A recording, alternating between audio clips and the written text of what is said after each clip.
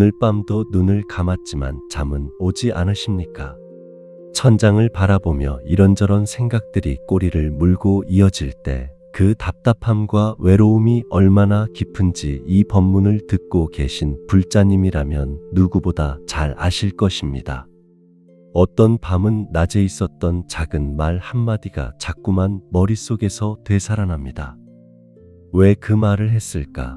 왜 나는 그때 그렇게 행동했을까? 그 사람은 나를 어떻게 생각할까 하는 생각들이 눈덩이처럼 불어나고 어느새 한 시간이 훌쩍 지나가 버립니다. 또 어떤 밤은 아직 오지도 않은 내일 걱정이 마음을 짓누릅니다.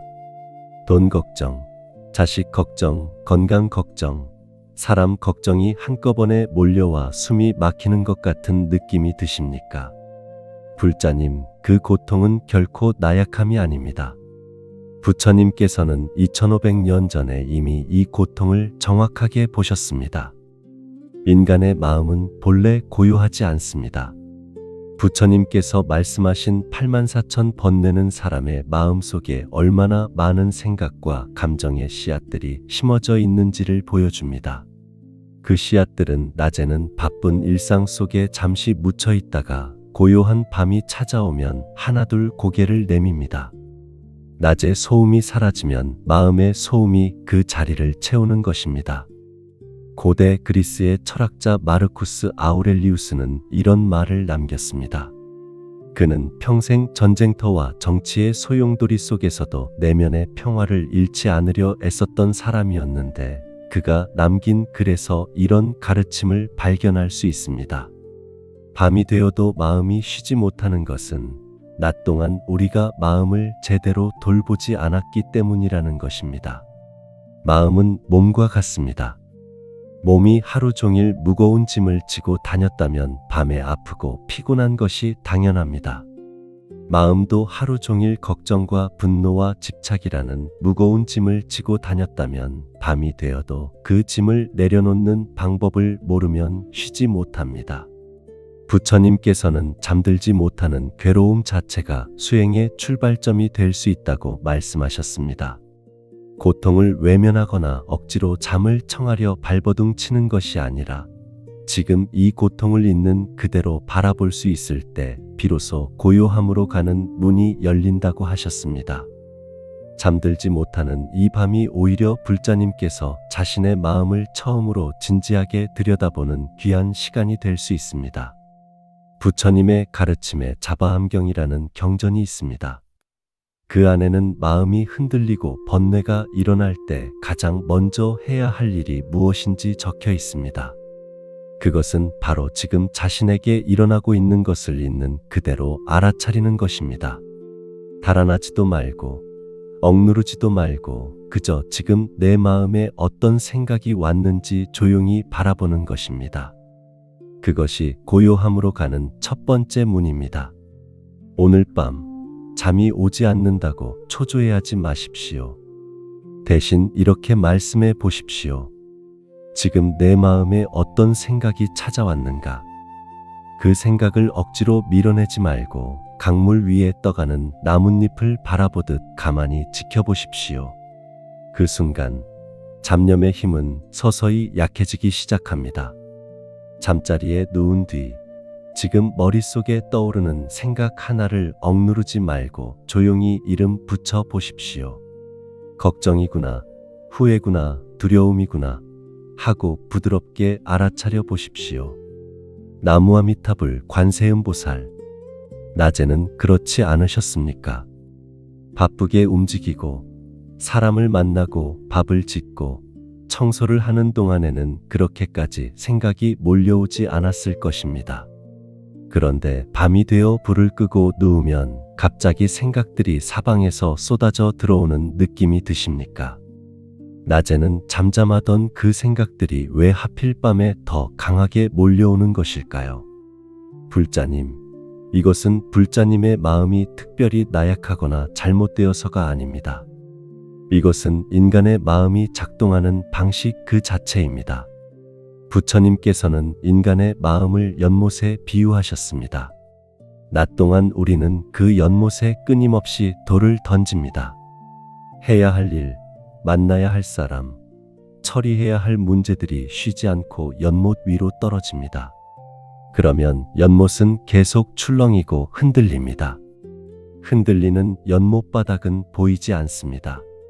그런데 밤이 되어 아무도 돌을 던지지 않으면 연못은 비로소 잔잔해지기 시작합니다. 잔잔해진 연못 바닥에는 낮 동안 가라앉아 있던 것들이 서서히 보이기 시작합니다. 해결되지 않은 감정들, 억누른 슬픔들, 미처 풀지 못한 원망들이 바닥에서 천천히 떠오릅니다. 그것이 바로 밤의 잡념입니다. 밤의 고요함은 마음의 바닥을 드러내는 힘이 있습니다. 그러니 밤에 생각이 많다는 것은 불자님의 마음 안에 아직 보살핌을 받지 못한 무언가가 있다는 신호입니다. 외면당한 감정들이 이제 들어달라고 조용히 말을 걸어오는 것입니다. 화엄경에는 이런 가르침이 담겨 있습니다. 마음이 청정해지면 온 세계가 청정해진다는 말씀입니다. 반대로 말하면 마음이 혼탁할 때는 세상 전체가 혼탁하게 느껴집니다. 밤에 잡념이 많을 때 유독 모든 것이 어둡고 두렵고 막막하게 느껴지는 것은 바로 이 이치 때문입니다. 마음의 혼탁함이 세상을 혼탁하게 보이게 만드는 것입니다. 그러므로 잡념과 싸우려 하지 마십시오. 잡념을 없애려고 이를 악물수록 오히려 잡념은 더 강해집니다. 억누르면 억누를수록 더 강하게 튀어오르는 것이 마음의 성질입니다. 스위스의 심리학자 칼 융은 평생 인간의 무의식을 연구하며 이런 통찰을 남겼습니다. 우리가 의식적으로 외면하고 억누른 것들은 사라지지 않고 무의식 속에 쌓여 우리가 가장 방어가 약해지는 순간에 가장 강하게 터져 나온다는 것입니다. 밤이 바로 그 순간입니다. 낮에 바쁨이라는 방어막이 걷히는 순간 억눌렸던 것들이 한꺼번에 올라오는 것입니다. 그렇다면 어떻게 해야 할까요? 싸우지 않으면 됩니다. 부처님께서 가르쳐 주신 길은 잡념을 제압하는 것이 아니라 잡념을 이해하는 것입니다. 지금 내 마음에 올라온 이 생각이 무엇을 원하는지, 어떤 감정에서 비롯된 것인지 조용히 들여다보는 것입니다. 아이가 밤에 울 때 억지로 입을 막는 것이 아니라 왜 우는지 살피고 안아주면 아이가 스스로 잠드는 것과 같습니다. 잡념도 마찬가지입니다.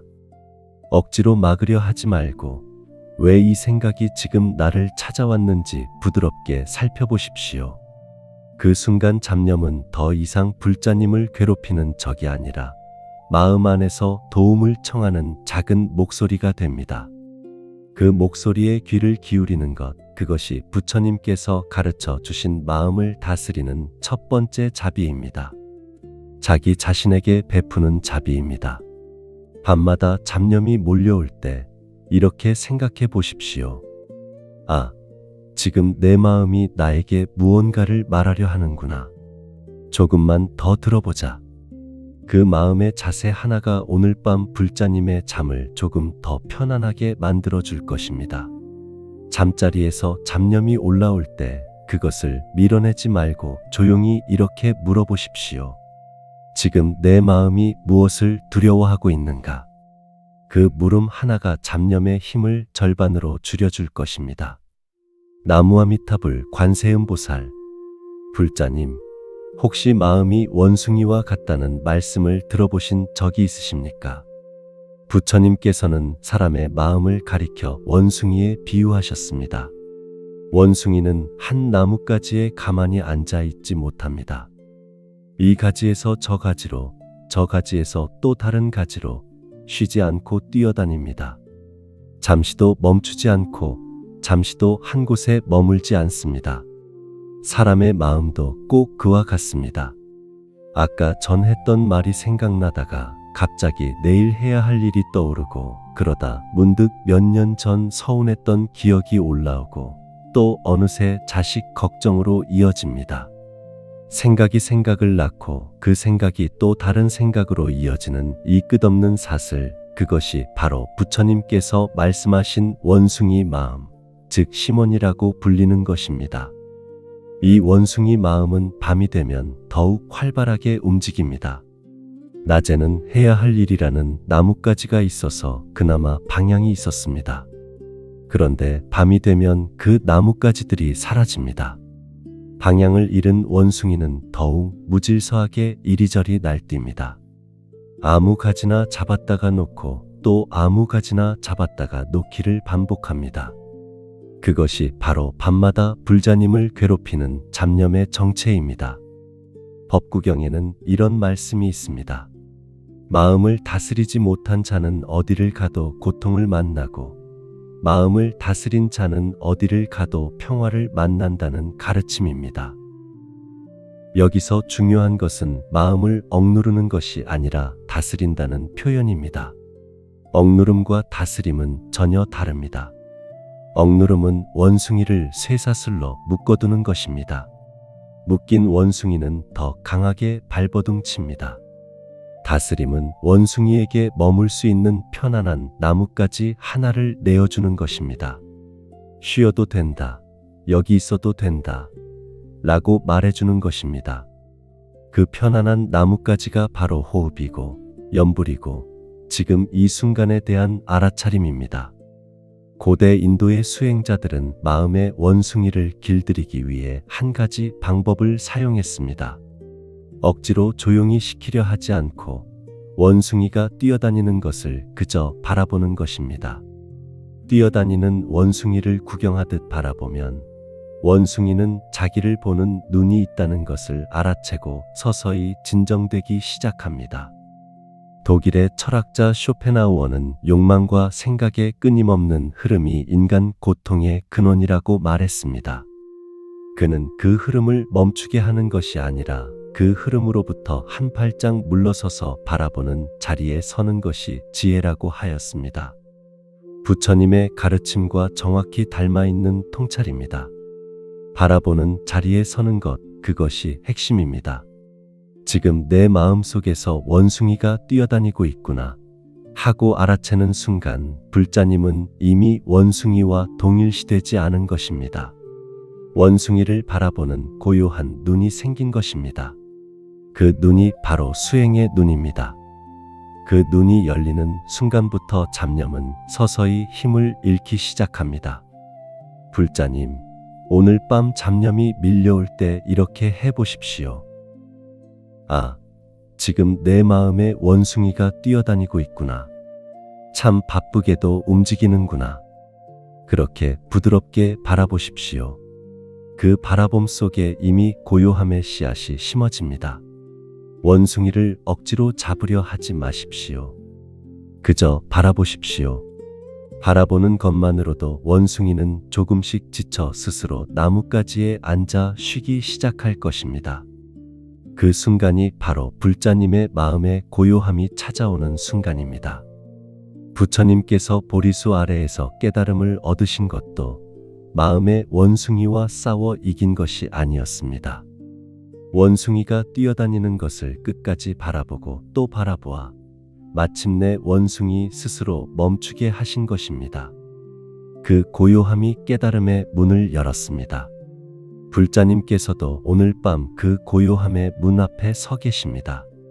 억지로 밀어 열려 하지 마십시오. 그저 바라보십시오. 문은 안에서 열립니다. 잠자리에서 생각이 이리저리 튈 때 억누르지 말고 조용히 말씀해 보십시오. 지금 내 마음에 원숭이가 뛰어다니고 있구나.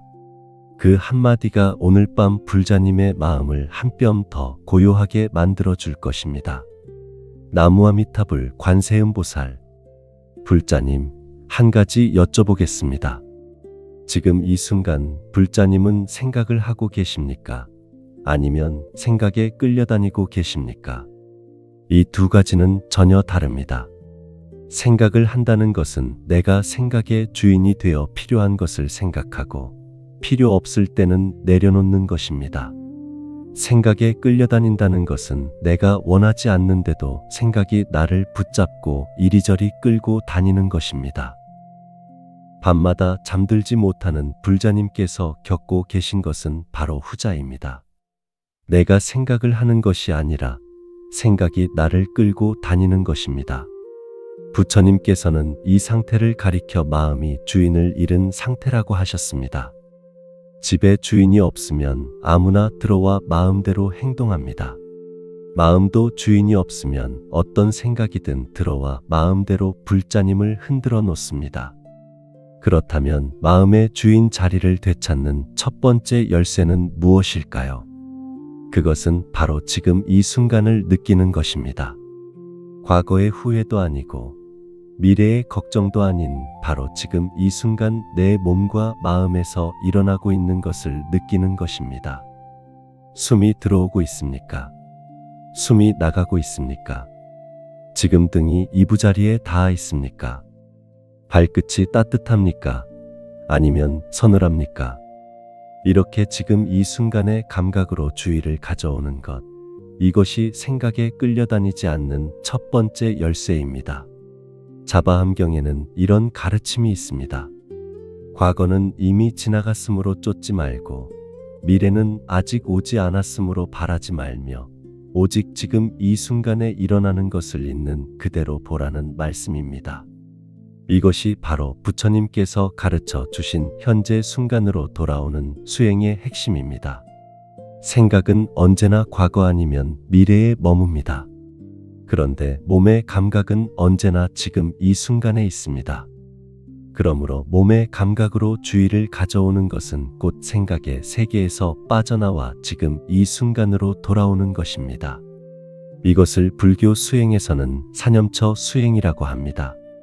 몸, 느낌, 마음, 법, 이 네 가지를 있는 그대로 알아차리는 수행입니다. 그 중에서도 몸을 알아차리는 것이 가장 먼저입니다. 왜냐하면 몸은 언제나 지금 이 순간에 있기 때문입니다. 몸에 주의를 기울이는 순간, 마음은 자연스럽게 지금으로 돌아옵니다. 미국의 철학자이자 심리학자였던 윌리엄 제임스는 주의를 기울이는 능력이야말로 인간이 가진 가장 위대한 능력이라고 말했습니다.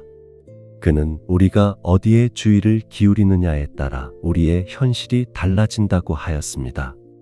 잡념에 주의를 기울이면 잡념의 세계가 커지고 지금 이 순간의 호흡과 몸의 감각에 주의를 기울이면 고요함의 세계가 열립니다. 주의를 어디에 두느냐, 그것이 마음의 주인 자리를 되찾는 핵심입니다. 불자님, 지금 당장 해보십시오. 잠자리에 누워 눈을 감고 지금 숨이 코로 들어오는 것을 느껴보십시오. 차가운 공기가 코 속으로 들어오고 조금 더 따뜻해진 공기가 나가는 것을 느껴보십시오. 그 느낌 하나에 온 마음을 실어보십시오. 그 순간 잡념은 잠시 멈춥니다. 물론 금방 다시 생각이 끼어들 것입니다. 그러면 다시 호흡으로 돌아오면 됩니다. 멀리 갔다가 돌아오고 또 멀리 갔다가 돌아오는 이 반복 자체가 수행입니다. 자꾸 돌아오는 것이 실패가 아닙니다. 돌아올 줄 안다는 것 자체가 이미 마음의 주인 자리를 조금씩 되찾고 있다는 증거입니다. 부처님께서는 마음을 다스리는 것을 악기를 조율하는 것에 비유하셨습니다. 너무 조이면 줄이 끊어지고 너무 느슨하면 소리가 나지 않습니다. 적당한 긴장과 적당한 이완, 그 사이에서 아름다운 소리가 납니다. 마음도 마찬가지입니다. 너무 억누르려 하지 말고 너무 풀어놓지도 말고 지금 이 순간 호흡 하나에 부드럽게 주의를 실어보십시오. 그 균형 속에서 마음의 고요함이 피어납니다. 잠들기 전 눈을 감고 숨이 코끝에 닿는 느낌에만 집중해 보십시오. 생각이 끼어들면 다시 코끝으로 돌아오면 됩니다. 딱 10번만 해보십시오. 그 10번이 오늘 밤 불자님의 마음에 첫 번째 고요함의 씨앗을 심어줄 것입니다. 나무아미타불 관세음보살. 불자님, 배가 망망대해에 떠 있을 때 파도에 휩쓸리지 않으려면 어떻게 해야 할까요? 닻을 내려야 합니다. 닻이 내려진 배는 아무리 거센 파도가 몰아쳐도 제자리를 지킵니다. 파도에 흔들릴 수는 있지만 떠내려가지는 않습니다. 불자님의 마음도 마찬가지입니다. 밤마다 몰려오는 잡념의 파도에 휩쓸리지 않으려면 마음의 닻을 내려야 합니다. 그 닻이 바로 호흡입니다. 호흡은 언제나 지금 이 순간에 있습니다. 과거의 호흡은 이미 사라졌고 미래의 호흡은 아직 오지 않았습니다. 지금 이 순간 들어오고 나가는 이 숨결만이 진짜입니다.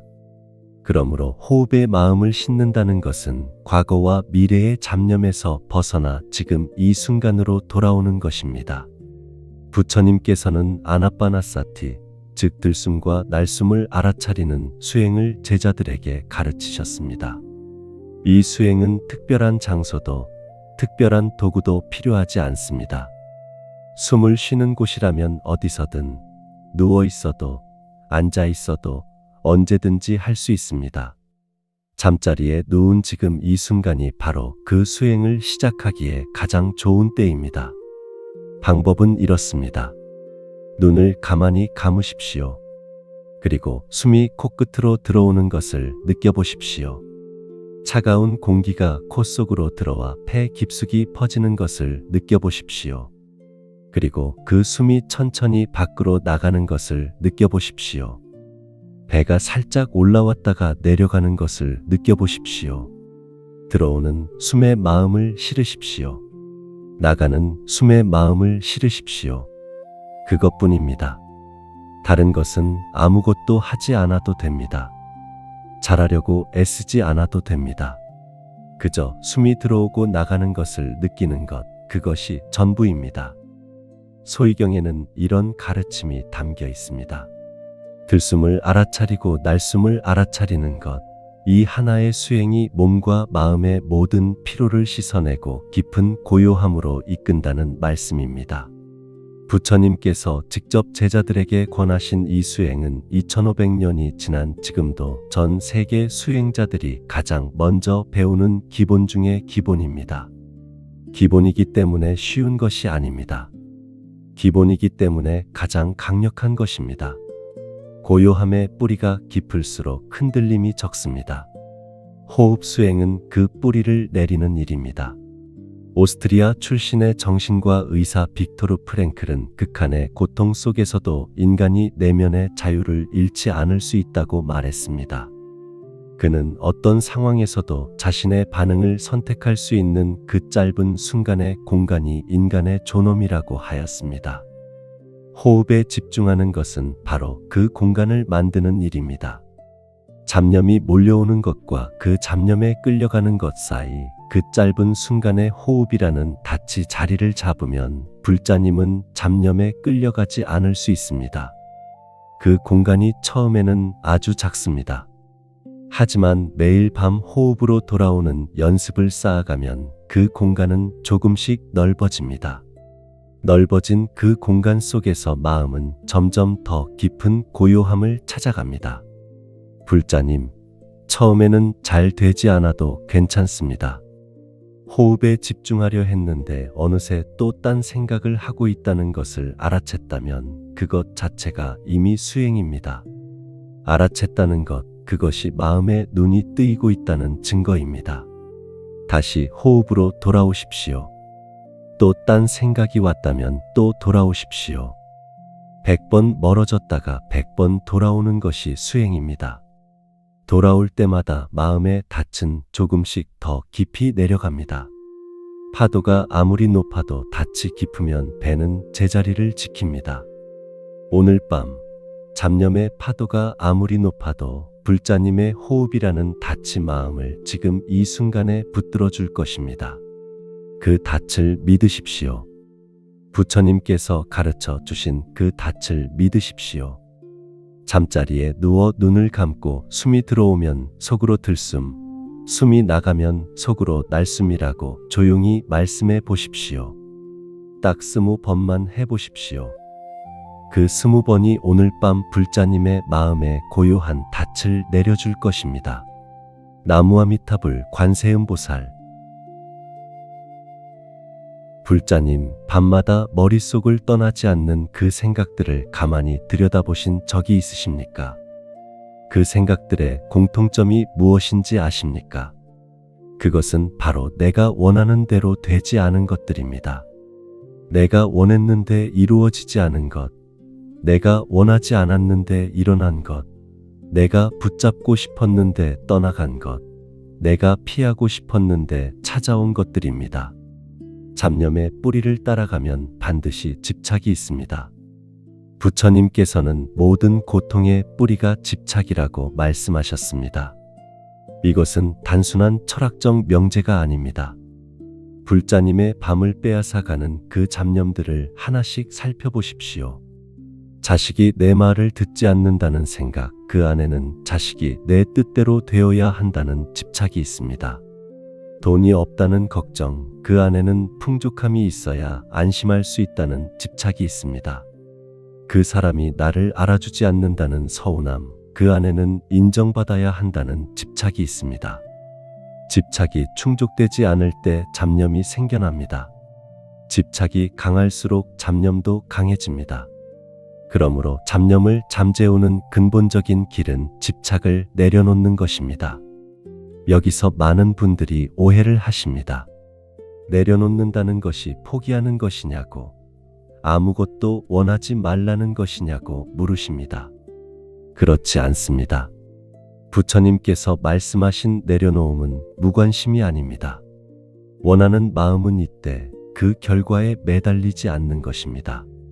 씨앗을 심되 싹이 트는 것을 억지로 잡아당기지 않는 것입니다. 최선을 다하되 결과를 하늘에 맡기는 것입니다. 금강경에는 이런 가르침이 있습니다. 응무소주 이생기심, 마땅히 머무는 바 없이 그 마음을 내라는 말씀입니다. 어느 것에도 마음을 고정시키지 말고 집착하지 말고 그저 흘러가는 강물처럼 마음을 내라는 뜻입니다. 강물은 바위를 만나도 싸우지 않습니다. 바위를 억지로 부수려 하지 않습니다. 그저 바위를 돌아서 흘러갑니다. 집착 없는 마음도 그와 같습니다. 뜻대로 되지 않는 것을 만나도 그것과 싸우지 않고 그저 돌아서 흘러갑니다. 중국 송나라의 선승 청원 유시는 이런 말을 남겼습니다. 깨닫기 전에는 산이 산이고 물이 물이었다. 깨달음을 구하는 중에는 산이 산이 아니고 물이 물이 아니었다. 깨달은 후에는 다시 산이 산이고 물이 물이었다는 말입니다. 내려놓음의 경지는 세상을 외면하는 것이 아닙니다. 세상을 있는 그대로 받아들이는 것입니다. 산은 산이고 물은 물인 것을 내 뜻대로 바꾸려 하지 않고 그대로 보는 눈이 생기는 것입니다. 그 눈이 생길 때 집착은 서서히 녹아내리고 집착이 녹아내릴 때 잡념도 함께 사라집니다. 불자님, 오늘 밤 잠자리에서 이렇게 해보십시오. 지금 머릿속에 맴도는 그 생각을 하나 꺼내보십시오. 그리고 조용히 물어보십시오. 나는 지금 무엇에 매달리고 있는가? 무엇을 내 뜻대로 하고 싶어서 이 생각이 떠나지 않는가? 그것을 알아챘다면 이렇게 말씀해 보십시오. 이것을 내려놓겠습니다. 결과는 부처님께 맡기겠습니다. 억지로 내려놓으려 하지 않아도 됩니다. 내려놓겠다고 말하는 것만으로도 충분합니다. 그 말 한마디가 집착의 끈을 조금 느슨하게 해줍니다. 끈이 느슨해지면 잡념의 힘도 함께 약해집니다. 부처님께서는 집착을 뜨거운 숯덩이를 손에 쥐고 있는 것에 비유하셨습니다. 손이 타는 것은 숯덩이 때문이 아닙니다. 놓지 않기 때문입니다. 놓으면 됩니다. 오늘 밤 불자님을 태우고 있는 그 숯덩이를 내려놓으십시오. 놓는 순간 타는 것이 멈춥니다. 고요함이 시작됩니다. 잠자리에서 오늘 하루 가장 많이 생각났던 걱정 하나를 떠올리고 조용히 말씀해 보십시오. 이것을 오늘 밤 부처님께 맡기겠습니다. 그 한마디가 오늘 밤 불자님의 손에서 숯덩이를 내려놓게 해줄 것입니다. 나무아미타불 관세음보살. 불자님, 밤이 되면 유독 오래된 기억들이 떠오르십니까? 몇 년 전, 아니 어쩌면 몇십 년 전의 일인데도 마치 어제 일처럼 선명하게 떠올라 가슴을 저미는 기억들이 있으십니까? 그때 왜 그랬을까? 그때 내가 그 말만 하지 않았더라면, 그때 다른 선택을 했더라면 하는 후회들이 밤마다 찾아와 잠을 빼앗아 가십니까? 불자님, 그 후회의 무게가 얼마나 무거운지 이 법문을 듣고 계신 분이라면 누구보다 잘 아실 것입니다. 후회는 인간이 느끼는 감정 중에서 가장 오래가는 감정입니다. 기쁨은 금방 사라지고 슬픔도 시간이 지나면 옅어지지만 후회는 수십 년이 지나도 그 선명함을 잃지 않습니다. 왜 그럴까요? 부처님께서는 후회가 오래가는 이유를 이렇게 말씀하셨습니다. 후회는 과거의 사건에 대한 감정이 아니라 지금 이 순간 내가 나 자신을 용서하지 못하고 있다는 신호라는 것입니다. 후회가 반복해서 찾아오는 것은 과거가 문제가 아닙니다. 지금 이 순간 그 과거의 자신을 아직 받아들이지 못한 마음이 문제입니다. 과거는 바꿀 수 없습니다. 그때의 불자님은 그때 가진 지식과 경험과 마음의 상태로 최선의 선택을 하셨습니다. 지금의 눈으로 그때를 보면 잘못처럼 보이지만 그때의 눈으로 보면 그것이 그때 할 수 있는 전부였습니다. 부처님께서는 과거를 돌아보지 말라고 하신 것이 아닙니다. 과거를 있는 그대로 보라고 하셨습니다.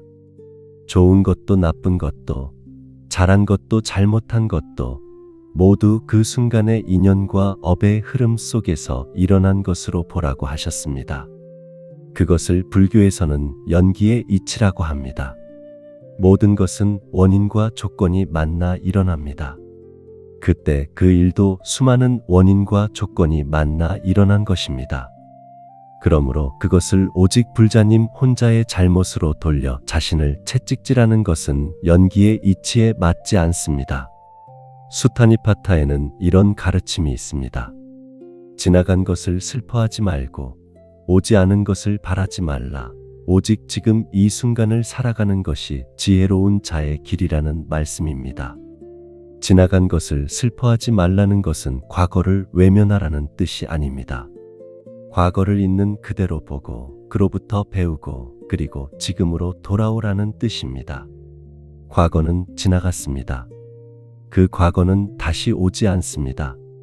지금 불자님이 후회하고 있는 그 순간도 이미 지나간 것입니다. 지금 불자님이 할 수 있는 것은 그 과거를 붙잡고 괴로워하는 것이 아니라 그 과거에서 배운 것을 지금 이 순간 어떻게 살아갈 것인가로 가져오는 것입니다. 덴마크의 철학자 쇠렌 키르케고르는 인생은 앞을 향해 살아야 하지만 뒤를 돌아보며 이해된다고 말했습니다. 과거를 돌아보는 것은 이해하기 위함입니다. 자신을 채찍질하기 위함이 아닙니다. 그때의 나는 왜 그랬는가를 이해하고 그 이해를 통해 지금의 나를 더 따뜻하게 바라볼 수 있게 되는 것, 그것이 후회를 지혜로 바꾸는 길입니다. 불자님, 오늘 밤 후회가 찾아오거든 이렇게 해보십시오. 그 후회의 기억을 떠올리되 그때의 자신을 판사처럼 심판하지 마십시오. 대신 그때의 자신을 어린아이를 바라보듯 바라보십시오. 그 아이는 그때 최선을 다했습니다. 그 아이에게 이렇게 말씀해 주십시오. 수고했다. 그때 참 힘들었겠구나. 이제 괜찮다. 그 말 한마디가 수십 년 된 후회의 응어리를 조금씩 녹여줄 것입니다. 자신에게 베푸는 자비, 그것이 부처님께서 가르쳐 주신 자비의 시작입니다. 남에게 자비를 베풀기 전에 먼저 자기 자신에게 자비를 베푸십시오. 그 자비가 밤의 후회를 고요함으로 바꾸어 줄 것입니다. 잠자리에서 오래된 후회 하나가 떠오르거든 그때 자신에게 조용히 말씀해 보십시오. 수고했다. 이제 쉬어도 된다. 그 말 한마디가 오늘 밤 불자님의 마음에서 가장 오래된 짐 하나를 내려놓게 해줄 것입니다. 나무아미타불 관세음보살. 불자님, 아직 오지도 않은 일 때문에 밤잠을 설치신 적이 있으십니까? 내일 있을 일이 걱정되어 뒤척이고 다음 달 형편이 어떻게 될지 몰라 불안하고 앞으로 내 몸이 더 나빠지면 어쩌나 싶어 두려운 밤이 있으십니까? 아직 일어나지도 않은 일인데 마치 그것이 이미 현실이 된 것처럼 마음이 조여드는 그 느낌, 불자님은 그 느낌이 얼마나 무거운지 잘 아실 것입니다. 걱정은 후회와 쌍둥이입니다.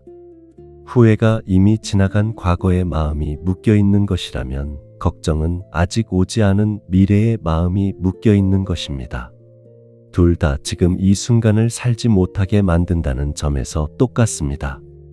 부처님께서는 걱정을 가리켜 이렇게 말씀하셨습니다. 걱정은 아직 태어나지도 않은 고통을 미리 당겨와 지금 이 순간 겪는 것이라고 하셨습니다. 실제로 우리가 걱정하는 일의 대부분은 일어나지 않습니다. 혹 일어난다 하더라도 그때 가서 겪으면 될 일을 지금 미리 당겨와 2번, 3번 겪는 것이 걱정입니다. 걱정은 고통을 줄여주지 않습니다. 오히려 고통을 늘립니다. 그렇다면 왜 사람들은 걱정을 멈추지 못할까요? 걱정하면 대비가 된다는 착각 때문입니다. 미리 걱정해두면 그 일이 실제로 일어났을 때 덜 힘들 것이라는 생각 때문입니다. 하지만 부처님께서는 그것이 착각이라고 하셨습니다. 걱정은 대비가 아닙니다. 걱정은 그저 지금 이 순간의 평화를 갉아먹는 것입니다. 진정한 대비는 걱정이 아니라 지혜입니다. 지금 할 수 있는 것을 하고 할 수 없는 것은 부처님께 맡기는 것, 그것이 지혜로운 대비입니다. 증일암경에는 이런 말씀이 있습니다. 미래의 일을 미리 근심하여 현재를 망치지 말라. 현재에 충실한 자에게 미래는 스스로 열린다는 가르침입니다. 지금 이 순간 최선을 다하는 것이 미래를 준비하는 가장 확실한 방법이라는 것입니다. 걱정으로 밤을 새워봐야 내일이 더 좋아지지 않습니다. 오히려 걱정으로 잠을 못 자면 내일 더 지치고 더 지치면 더 나쁜 판단을 하고 더 나쁜 판단이 더 나쁜 결과를 만듭니다. 걱정은 걱정을 낳습니다. 고요함은 고요함을 낳습니다. 오늘 밤 고요하게 잠드는 것이 내일을 더 잘 살아가는 가장 현명한 준비입니다. 네덜란드의 철학자 바리흐 스피노자는 자유로운 인간은 죽음에 대해 가장 적게 생각한다고 말했습니다. 그의 지혜는 두려움과 걱정으로 미래를 맞이하는 것이 아니라 지금 이 순간을 충만하게 살아가는 것이 진정한 자유라는 것이었습니다. 부처님의 가르침과 맞닿아 있는 이 통찰은 걱정이 우리를 보호해주는 것이 아니라 오히려 우리를 묶어두는 사슬이라는 것을 보여줍니다. 불자님, 지금 밤을 빼앗아 가는 그 걱정을 하나 꺼내 보십시오. 그리고 조용히 물어보십시오. 지금 내가 이 걱정에 대해 할 수 있는 일이 있는가? 만약 있다면 내일 낮에 하면 됩니다. 지금 밤중에 걱정한다고 해결되는 일은 없습니다. 만약 할 수 있는 일이 없다면 그것은 내 힘 밖의 일입니다. 내 힘 밖의 일은 부처님께 맡기면 됩니다. 이렇게 말씀해 보십시오. 이 걱정을 부처님 전에 올려드립니다. 제가 할 수 있는 것은 다 하겠습니다. 할 수 없는 것은 부처님의 자비에 맡기겠습니다. 그 말 한마디가 걱정의 끈을 느슨하게 해줍니다. 끈이 느슨해지면 마음이 조금 더 가벼워집니다. 마음이 가벼워지면 잠이 찾아옵니다. 부처님께서는 언제나 불자님 곁에 계십니다. 밤의 걱정도 새벽의 두려움도 부처님께서는 모두 알고 계십니다. 그 자비로운 품에 오늘 밤의 걱정을 맡겨드리십시오. 그리고 편안히 쉬십시오. 내일은 내일의 부처님이 함께 하실 것입니다. 잠자리에서 가장 큰 걱정 하나를 떠올리고 조용히 말씀해 보십시오. 부처님, 이 걱정을 맡아주십시오. 저는 오늘 밤 편히 쉬겠습니다. 그 한마디가 오늘 밤 불자님의 마음에서 미래의 무게를 내려놓게 해줄 것입니다. 나무아미타불 관세음보살. 불자님, 오늘 밤 마음이 너무 어수선하고 복잡할 때 아무것도 생각하기 싫고 그냥 이 모든 것이 사라졌으면 좋겠다는 생각이 드신 적이 있으십니까? 생각을 관찰하기도 힘들고 호흡에 집중하기도 힘들고 그냥 모든 것을 내려놓고 싶은 그런 밤이 있으십니까? 그런 밤에 부처님께서 가르쳐 주신 가장 강력한 방법이 있습니다. 그것이 바로 염불입니다. 관세음보살, 나무아미타불, 이 짧은 이름 하나를 입으로 부르고 귀로 듣고 마음으로 느끼는 것입니다. 염불은 단순해 보이지만 그 힘은 결코 단순하지 않습니다. 부처님께서는 염불을 가리켜 마음의 때를 씻어내는 맑은 물이라고 하셨습니다. 아무리 더러운 그릇도 맑은 물로 씻으면 깨끗해지듯 아무리 복잡하고 어수선한 마음도 염불로 씻으면 서서히 맑아집니다. 염불이 잡념을 이기는 이유는 간단합니다. 마음은 동시에 두 곳에 있을 수 없습니다. 관세음보살을 부르는 그 순간 마음은 관세음보살 이름 위에 있습니다. 관세음보살을 부르는 동안에는 걱정도 후회도 두려움도 그 자리에 들어올 수 없습니다. 염불이 잡념을 밀어내는 것이 아닙니다. 염불이 잡념이 들어올 자리를 채워버리는 것입니다. 법화경 보문품에는 이런 말씀이 있습니다. 관세음보살의 이름을 지극한 마음으로 부르면 그 소리를 관세음보살께서 반드시 들으시고 고통에서 건져주신다는 가르침입니다. 이것은 단순한 믿음의 문제가 아닙니다. 지극한 마음으로 관세음보살을 부를 때 그 지극함 자체가 마음을 하나로 모아줍니다. 흩어진 마음이 하나로 모이는 순간 잡념은 설 자리를 잃습니다. 마음이 하나로 모인 그 상태를 불교에서는 일심이라고 합니다. 일심의 상태에서는 번뇌가 일어나지 않습니다. 번뇌가 일어나지 않는 그 순간이 바로 고요함입니다. 그 고요함 속에서 잠이 찾아옵니다. 염불하는 방법은 어렵지 않습니다. 잠자리에 누워 눈을 감으십시오. 그리고 마음속으로 조용히 관세음보살을 불러보십시오. 관세음보살, 관세음보살, 관세음보살. 소리를 내도 좋고 소리를 내지 않아도 좋습니다. 입술만 달싹여도 좋습니다. 마음속으로만 불러도 좋습니다. 중요한 것은 그 이름에 마음을 싣는 것입니다. 관세음보살을 부르면서 그 이름의 의미를 느껴보십시오. 관세음보살은 세상의 모든 소리를 듣는 분입니다. 지금 불자님의 어수선한 마음소리도 말로 표현할 수 없는 그 답답함도 관세음보살께서는 모두 듣고 계십니다.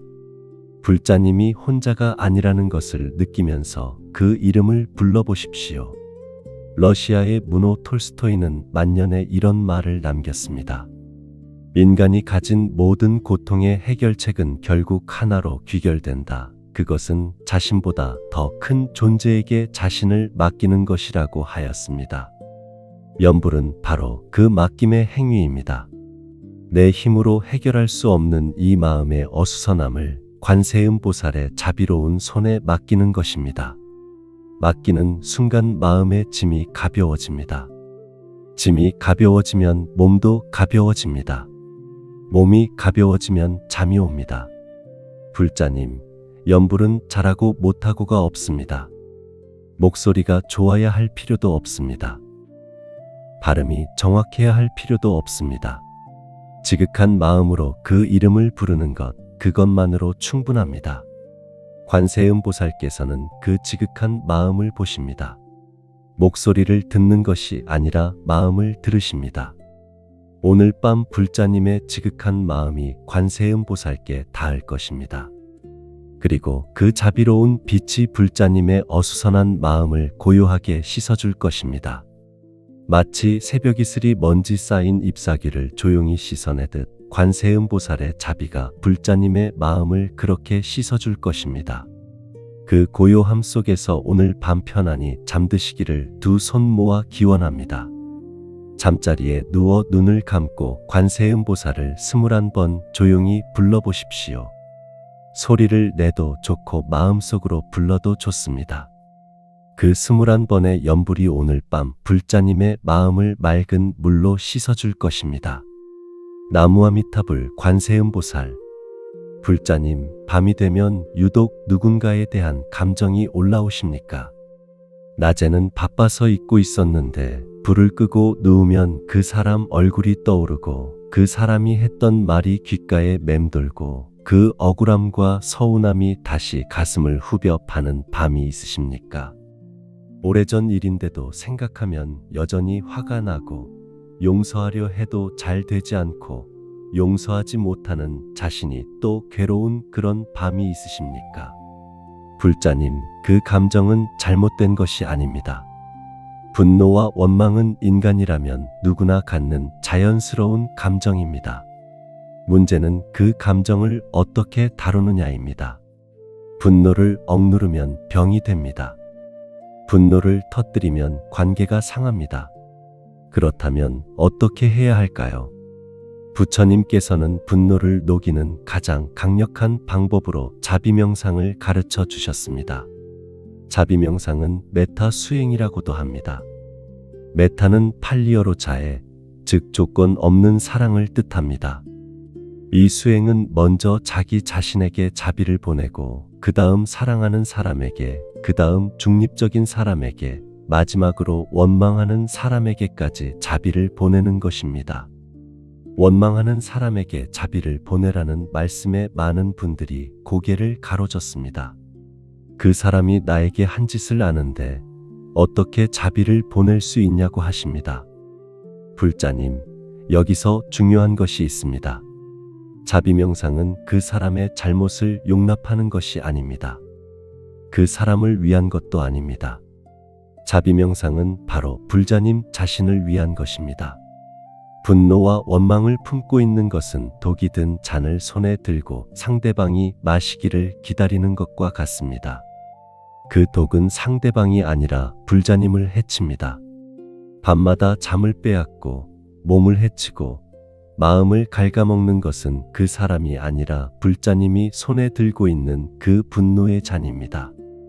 자비명상은 그 잔을 내려놓는 것입니다. 상대방을 위해서가 아니라 불자님 자신을 위해서 내려놓는 것입니다. 법구경에는 이런 말씀이 있습니다. 원한은 원한으로 결코 사라지지 않는다.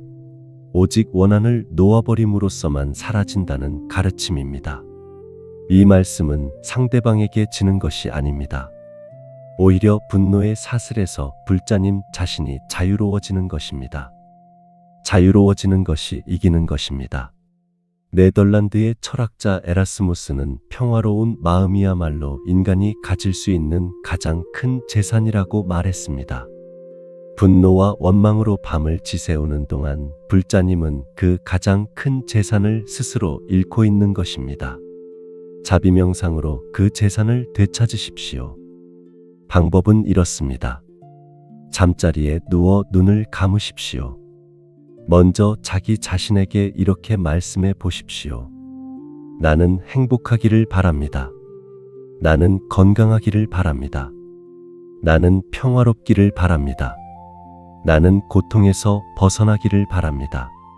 이 네 문장을 천천히 마음을 실어 자신에게 보내십시오. 그 다음 사랑하는 가족을 떠올리며 같은 문장을 보내십시오. 그리고 마지막으로 지금 원망스러운 그 사람을 떠올리며 같은 문장을 보내십시오. 처음에는 잘 되지 않을 수 있습니다.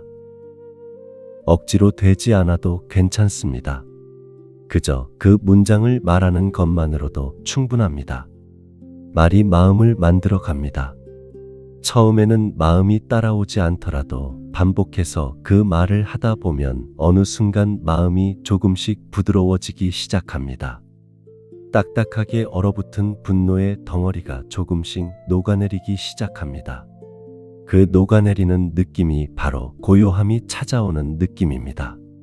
불자님, 오늘 밤 그 사람을 용서하지 않아도 됩니다.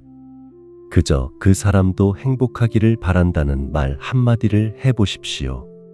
그 한마디가 불자님의 손에서 분노의 잔을 내려놓게 해줄 것입니다. 잔을 내려놓는 순간 손이 가벼워집니다. 손이 가벼워지면 마음이 가벼워집니다. 마음이 가벼워지면 오늘 밤 잠이 찾아올 것입니다. 부처님의 자비가 오늘 밤 불자님의 분노와 원망을 조용히 녹여줄 것입니다. 그 자비로운 빛 안에서 편안히 쉬십시오. 잠자리에서 지금 가장 원망스러운 사람을 떠올리고 조용히 말씀해 보십시오. 당신도 행복하기를 바랍니다. 당신도 고통에서 벗어나기를 바랍니다.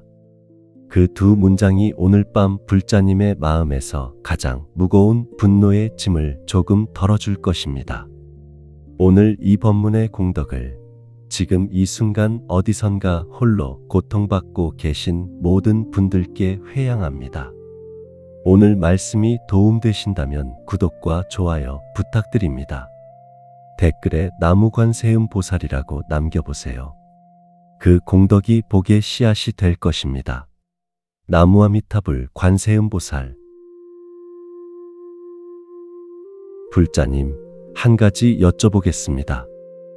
지금 이 순간 불자님은 어디에 계십니까? 몸은 이부자리 위에 누워 있지만 마음은 어디에 있습니까? 어제의 일을 되씹고 있습니까? 아니면 내일의 일을 미리 걱정하고 있습니까? 지금 이 순간 이부자리에 온기를 느끼고 있습니까? 아니면 머릿속 어딘가를 헤매고 있습니까? 사람의 마음은 하루에도 수천 번 지금 이 순간을 떠납니다. 연구에 따르면 사람은 깨어있는 시간의 절반 가까이를 지금 이 순간이 아닌 다른 곳에서 보낸다고 합니다.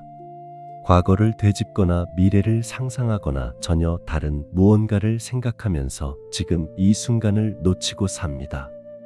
그리고 마음이 지금 이 순간을 떠나 있을 때 사람은 더 불행하다고 느낍니다. 부처님께서는 2500년 전에 이미 이 사실을 꿰뚫어 보셨습니다. 마음이 지금 이 순간에 있지 않은 것, 그것이 모든 괴로움의 뿌리라고 하셨습니다.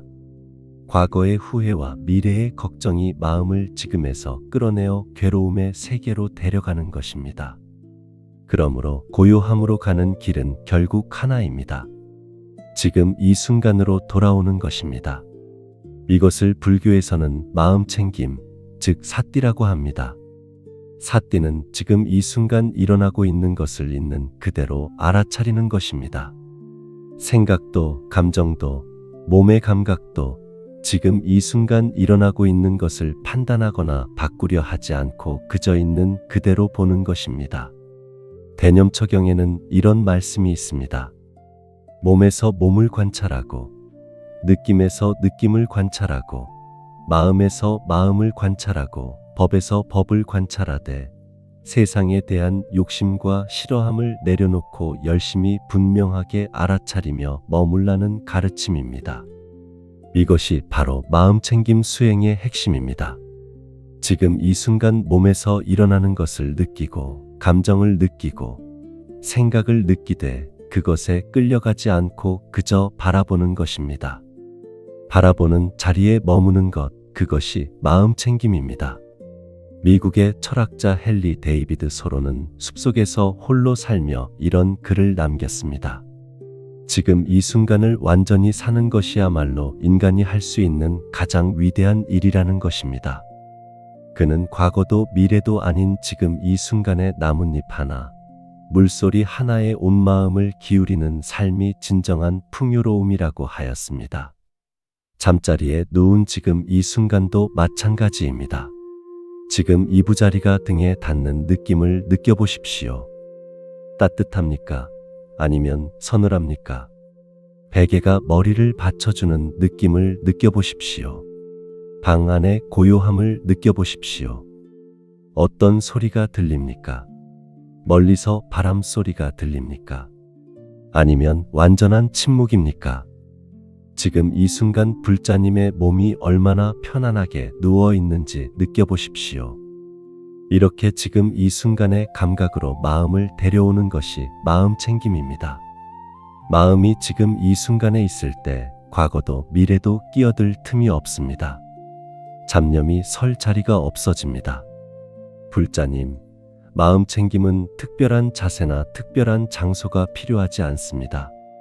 지금 이 자리에서, 지금 이 순간, 눈을 감고 지금 몸에서 느껴지는 것 하나에 마음을 실으면 됩니다. 발끝이 따뜻합니까? 그 따뜻함을 느끼십시오. 숨이 배를 살짝 올렸다 내립니까? 그 움직임을 느끼십시오. 그 느낌 하나하나가 지금 이 순간으로 돌아오는 문입니다. 그 문을 통해 지금으로 돌아올 때마다 잡념은 조금씩 힘을 잃고 마음은 조금씩 고요해집니다. 고요해진 마음에 잠이 찾아옵니다. 지금 이 순간이 바로 불자님이 있어야 할 자리입니다. 과거도 아니고 미래도 아닌 바로 지금 이 따뜻한 이부자리 위가 불자님의 자리입니다. 그 자리로 돌아오십시오. 부처님께서 언제나 그 자리에서 불자님을 기다리고 계십니다. 잠자리에 누워 눈을 감고 지금 몸이 이부자리에 닿는 느낌을 천천히 느껴보십시오. 발끝부터 머리끝까지 차례로 느껴보십시오. 그 느낌 하나하나가 오늘 밤 불자님을 지금 이 순간으로 데려와 잡념에서 벗어나게 해줄 것입니다. 나무아미타불 관세음보살. 불자님, 잠자리에 누웠을 때 몸이 편안하십니까? 눈을 감고 누웠는데도 어깨가 굳어 있고, 턱에 힘이 들어가 있고, 손이 살짝 쥐어져 있는 것을 느끼신 적이 있으십니까? 잠을 자려고 누웠는데 몸이 마치 전쟁터에 나가기 직전처럼 잔뜩 긴장되어 있는 그런 밤이 있으십니까? 불자님, 몸과 마음은 하나입니다. 마음이 긴장되면 몸이 굳어지고, 몸이 굳어지면 마음이 더 긴장됩니다. 이 둘은 서로를 강화합니다. 밤마다 잡념이 몰려올 때 몸이 굳어지는 것은 바로 이 이치 때문입니다. 마음의 긴장이 몸에 그대로 새겨지는 것입니다. 그러므로 마음을 고요하게 하려면 몸의 긴장을 먼저 풀어주어야 합니다. 몸이 편안해지면 마음도 따라서 편안해집니다. 몸은 마음으로 가는 가장 빠른 문입니다. 부처님께서는 수행을 가르치실 때 항상 몸의 자세와 이완을 먼저 말씀하셨습니다. 바른 자세로 앉되 긴장하지 말고 편안하되 늘어지지 말라고 하셨습니다. 몸이 편안한 중도의 상태에서 마음도 중도의 고요함을 찾을 수 있다고 하셨습니다. 이것은 단순한 수행의 형식이 아닙니다. 몸의 이완이 곧 마음의 이완으로 이어지는 깊은 이치를 담고 있습니다. 중화함경에는 이런 가르침이 있습니다. 몸이 편안하면 느낌이 편안해지고, 느낌이 편안해지면 마음이 편안해지고, 마음이 편안해지면 지혜가 열린다는 말씀입니다. 몸의 편안함이 지혜로까지 이어지는 이 가르침은 몸을 다스리는 것이 수행의 출발점임을 분명하게 보여줍니다. 오스트리아의 신경과학자 비렐름 라이히는 인간의 감정과 심리적 긴장이 몸의 근육에 그대로 저장된다는 사실을 발견했습니다. 그는 억눌린 감정이 몸의 특정 부위를 만성적으로 굳게 만든다고 하였습니다. 어깨의 긴장은 억눌린 책임감과 부담감이 새겨진 것이고, 턱의 긴장은 참아온 말들이 새겨진 것이고, 가슴의 긴장은 표현하지 못한 슬픔이 새겨진 것이라고 하였습니다. 수십 년간 쌓아온 감정의 무게가 몸에 그대로 새겨져 있는 것입니다. 그 몸의 긴장을 풀어주는 것은 단순히 몸을 편안하게 하는 것이 아닙니다. 수십 년간 억눌려온 감정을 조금씩 풀어주는 것입니다. 방법은 이렇습니다. 잠자리에 누워 눈을 감으십시오. 그리고 발끝부터 시작하십시오. 발끝에 힘을 주었다가 천천히 풀어보십시오. 종아리에 힘을 주었다가 천천히 풀어보십시오. 허벅지, 배, 가슴, 어깨, 발, 손, 목, 얼굴 순서로 올라오면서 각 부위에 힘을 주었다가 천천히 풀어보십시오. 힘을 줄 때는 숨을 들이쉬고, 힘을 풀 때는 숨을 천천히 내쉬십시오. 힘이 풀리는 그 순간 그 부위가 이부자리 속으로 조용히 가라앉는 느낌을 느껴보십시오. 무거워지는 느낌, 따뜻해지는 느낌, 그 느낌 하나하나가 몸이 긴장을 내려놓는 신호입니다. 특히 얼굴 근육에 주의를 기울여 보십시오. 이마를 펴보십시오. 눈썹 사이에 힘을 빼보십시오. 눈 주위를 부드럽게 풀어보십시오. 입술에 힘을 빼고 살짝 벌려보십시오. 턱에 힘을 빼보십시오.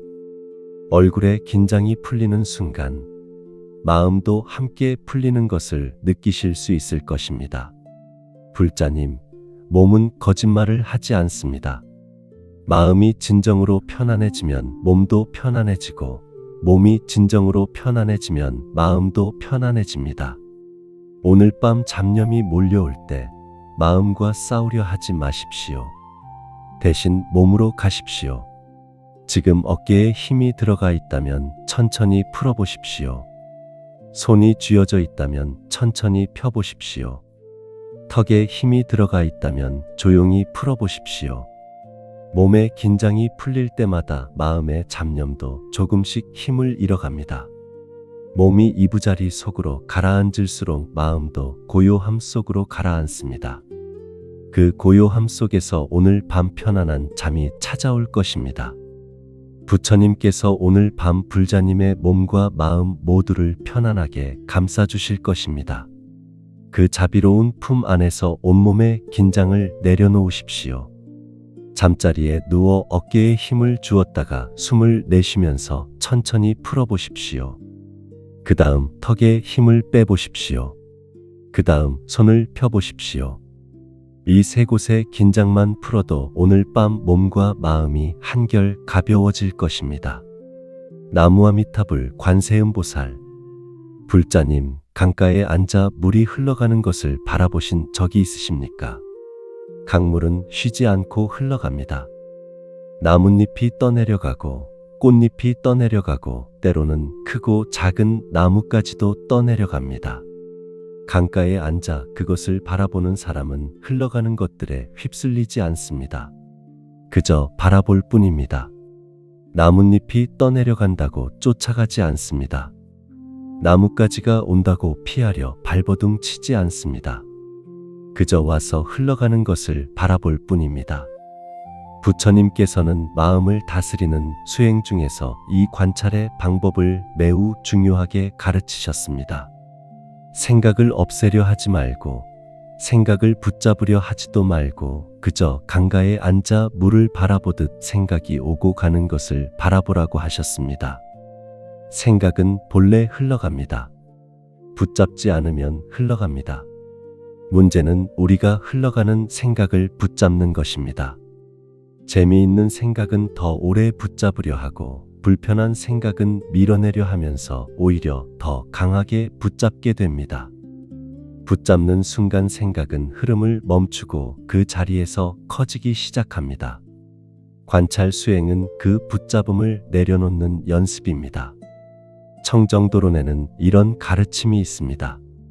수행자가 일어나는 생각과 감정을 있는 그대로 알아차리되 그것에 반응하지 않고 바라볼 때 마음은 점차 고요해지고 지혜가 밝아진다는 말씀입니다. 반응하지 않고 바라보는 것, 그것이 핵심입니다. 잡념이 올 때 그것과 싸우는 것도 반응이고 그것을 억지로 밀어내려는 것도 반응입니다. 반응하지 않는다는 것은 그저 바라보는 것입니다. 아, 지금 걱정이라는 생각이 왔구나. 아, 지금 후회라는 생각이 왔구나. 아, 지금 두려움이라는 감정이 왔구나. 이렇게 이름을 붙이고 바라보는 것입니다. 이름을 붙이는 순간 신기한 일이 일어납니다. 생각과 나 사이에 거리가 생깁니다. 나는 걱정이 아닙니다. 나는 지금 걱정이라는 생각을 바라보고 있는 것입니다. 바라보는 나는 걱정에 휩쓸리지 않습니다. 이 거리가 생기는 순간 잡념의 힘은 절반으로 줄어듭니다. 독일의 철학자 에크하르트 톨레는 생각을 하늘에 떠가는 구름에 비유했습니다. 하늘은 언제나 맑고 광활합니다. 구름이 아무리 많이 끼어도 하늘 자체는 변하지 않습니다. 생각은 구름이고 불자님의 본래 마음은 하늘이라는 것입니다. 구름이 많이 끼어 있다고 하늘이 없어진 것이 아닙니다. 잡념이 많다고 불자님의 본래 맑은 마음이 없어진 것이 아닙니다. 그 맑은 하늘 자리에서 구름을 바라보는 것, 그것이 관찰 수행입니다. 불자님, 지금 이 순간 어떤 생각이 찾아오고 있습니까? 그 생각에 이름을 붙여보십시오. 걱정이구나, 후회구나, 두려움이구나 하고 조용히 불러보십시오. 그리고 그 생각이 강물처럼 흘러가도록 놓아두십시오. 쫓아가지 마십시오. 밀어내지도 마십시오. 그저 흘러가는 것을 바라보십시오. 처음에는 흘러가지 않고 제자리에 맴도는 것 같은 생각도 있을 것입니다. 괜찮습니다. 그저 계속 바라보십시오. 바라봄이 깊어질수록 생각의 흐름도 점점 느려지고 느려지다가 어느 순간 조용해집니다. 강물이 넓어지면 느려지듯 마음의 공간이 넓어지면 생각의 흐름도 느려집니다. 관찰 수행은 그 마음의 공간을 넓히는 연습입니다. 매일 밤 조금씩 넓혀가다 보면 어느 날 밤 불자님은 잡념이 와도 더 이상 그것에 흔들리지 않는 자신을 발견하게 될 것입니다. 강가에 앉아 물을 바라보는 사람처럼 고요하게 앉아 생각이 흘러가는 것을 바라보는 자신을 발견하게 될 것입니다. 그것이 부처님께서 가르쳐 주신 자유입니다. 생각에 끌려다니지 않는 자유, 잡념에 흔들리지 않는 자유입니다. 오늘 밤 그 자유를 향해 한 걸음 나아가십시오. 잠자리에서 떠오르는 생각 하나에 조용히 이름을 붙여보십시오.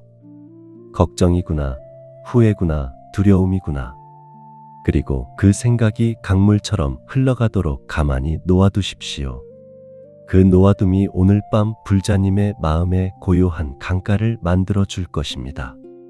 나무아미타불 관세음보살. 불자님, 가슴 한켠에 오랫동안 풀리지 않는 응어리가 있으십니까? 누군가에게 받은 상처가 세월이 지나도 사라지지 않고 밤이 되면 어김없이 그 기억이 되살아나 가슴을 옥죄는 느낌이 드십니까? 그 사람을 생각하면 지금도 가슴이 답답해지고 손이 떨리고 눈물이 나오려 하는 그런 상처가 있으십니까? 혹은 반대로 내가 누군가에게 상처를 준 기억이 있어 그 죄책감이 밤마다 찾아와 잠을 빼앗아 가는 분도 계실 것입니다. 불자님, 그 응어리는 시간이 지난다고 저절로 사라지지 않습니다. 응어리는 외면할수록 더 단단해집니다. 억누를수록 더 깊이 뿌리를 내립니다. 그것이 밤마다 잠을 빼앗아 가는 이유입니다. 응어리를 풀기 위해서는 직접 그것을 마주해야 합니다. 그리고 그 응어리를 푸는 가장 강력한 방법이 바로 용서 기도입니다. 용서 기도는 상대방을 위한 것이 아닙니다.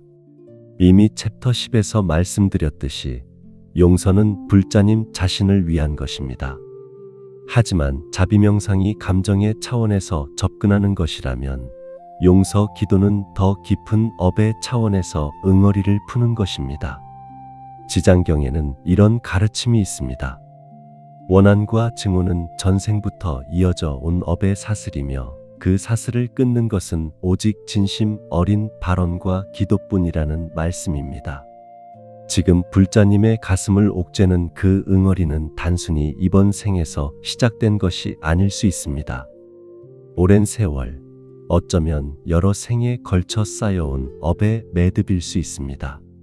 그 매듭을 푸는 것이 용서 기도입니다. 매듭을 억지로 잡아당기면 더 단단해집니다. 부드럽게, 천천히 기도의 힘으로 풀어가야 합니다. 스위스의 심리학자 알프레드 아들러는 모든 인간의 문제는 결국 관계의 문제라고 말했습니다.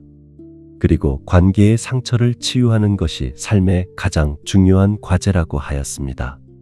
그 치유는 상대방이 변하는 것을 기다리는 것이 아닙니다. 불자님 스스로 그 상처에서 자유로워지는 것입니다. 용서 기도는 그 자유를 향한 길입니다. 용서 기도의 방법은 이렇습니다. 잠자리에 누워 눈을 감으십시오. 그리고 먼저 자기 자신에게 용서를 구하십시오. 살아오면서 나도 모르게 누군가에게 상처를 준 일들을 떠올리며 이렇게 말씀해 보십시오. 내가 알게 모르게 상처를 드린 모든 분들께 진심으로 용서를 구합니다. 그 다음 불자님에게 상처를 준 그 사람을 떠올리며 이렇게 말씀해 보십시오. 당신이 나에게 준 상처를 이제 내려놓겠습니다. 당신을 용서하는 것이 아직 쉽지 않지만 이 응어리에서 벗어나고 싶습니다. 부처님의 자비로 이 매듭이 풀리기를 기도합니다. 억지로 용서하지 않아도 됩니다. 용서하고 싶다는 마음, 이 응어리에서 벗어나고 싶다는 마음만으로도 충분합니다. 그 마음이 씨앗이 됩니다. 씨앗이 심어지면 시간이 지나면서 천천히 자랍니다. 오늘 밤 심은 씨앗이 내일 당장 꽃을 피우지 않아도 괜찮습니다. 씨앗은 이미 심어졌습니다. 그 씨앗은 반드시 자랍니다. 불자님, 용서 기도를 하고 나면 이상한 느낌이 들 수 있습니다. 가슴 어딘가가 조금 먹먹해지거나 눈물이 나오려 하거나 오히려 화가 올라오기도 합니다. 그것은 잘못된 것이 아닙니다. 오랫동안 단단하게 굳어있던 응어리가 녹기 시작할 때 나타나는 자연스러운 현상입니다. 얼음이 녹을 때 물이 흐르듯 응어리가 풀릴 때 감정이 흐릅니다. 그 감정을 막지 마십시오. 흘러가도록 놓아두십시오. 눈물이 나오면 흘리십시오. 그 눈물이 응어리를 씻어줍니다. 그 눈물 한 방울 한 방울이 오랜 업의 매듭을 조금씩 풀어주는 거룩한 물입니다. 부처님께서는 눈물을 흘리는 것을 약함이라고 하지 않으셨습니다. 오히려 마음이 열리는 것이라고 하셨습니다. 마음이 열려야 자비가 들어옵니다. 자비가 들어오면 응어리가 녹습니다. 오늘 밤 불자님의 가슴 속 가장 오래된 응어리 하나가 조금 풀리기를 두 손 모아 기도드립니다. 잠자리에서 눈을 감고 가슴 위에 두 손을 얹으십시오. 그리고 조용히 말씀해 보십시오. 나는 나를 용서합니다. 나는 그 사람을 용서하고 싶습니다. 부처님, 이 매듭을 풀어주십시오. 그 세 문장이 오늘 밤 불자님의 가슴 속 가장 오래된 응어리를 조금씩 녹여줄 것입니다. 나무아미타불 관세음보살. 불자님, 오늘 하루 감사한 일이 있으셨습니까? 아마 많은 분들이 고개를 갸웃하실 것입니다. 오늘도 힘들었고, 몸도 아프고, 걱정도 많고, 감사할 일이 뭐가 있냐고 하실 수 있습니다. 불자님, 그런데 오늘 아침 눈을 뜨셨습니까? 숨을 쉬셨습니까? 밥을 드셨습니까? 지금 이 법문을 들을 수 있는 귀가 있으십니까? 이것들이 당연한 것처럼 느껴지십니까? 하지만 이 세상에는 오늘 아침 눈을 뜨지 못한 분들이 있습니다. 숨을 쉬지 못하는 분들이 있습니다. 밥을 먹지 못한 분들이 있습니다. 당연하게 여겨지는 것들이 사실은 하나도 당연하지 않습니다. 그 모든 것이 감사의 이유입니다.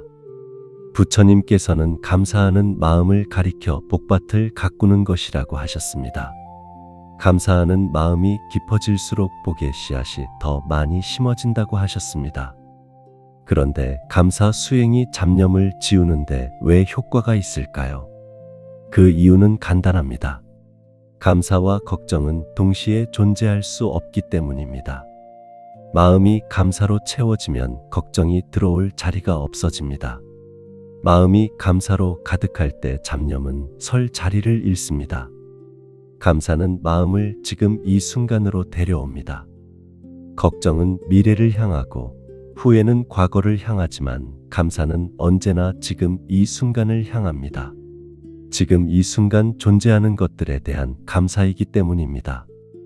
그러므로 감사 수행은 마음 챙김과 함께 지금 이 순간으로 돌아오는 가장 따뜻한 방법입니다. 화엄경에는 이런 가르침이 있습니다.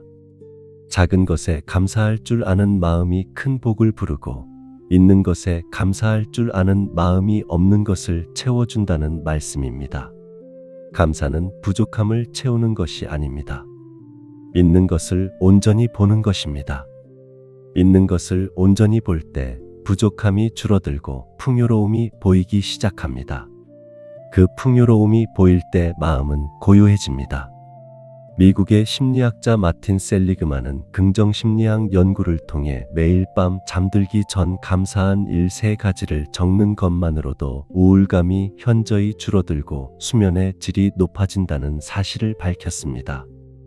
뇌는 감사를 느낄 때 도파민과 세로토닌을 분비합니다. 이 2가지 물질은 마음을 안정시키고 긴장을 풀어주며 잠을 부르는 역할을 합니다. 감사가 단순한 마음가짐이 아니라 실제로 뇌와 몸의 변화를 일으키는 강력한 수행이라는 것입니다. 부처님의 가르침이 현대 과학으로도 증명되고 있는 것입니다. 불자님, 감사 수행의 방법은 이렇습니다. 잠자리에 누워 눈을 감으십시오. 그리고 오늘 하루 중에서 감사한 일 3가지를 천천히 떠올려 보십시오. 아무리 작은 것이라도 좋습니다. 오늘 따뜻한 밥을 먹었습니다. 감사합니다. 오늘 바람이 시원했습니다. 감사합니다. 오늘 이 법문을 들을 수 있었습니다. 감사합니다. 이렇게 작은 것들부터 시작하십시오. 처음에는 억지로 찾아야 할 것 같은 느낌이 들 수 있습니다.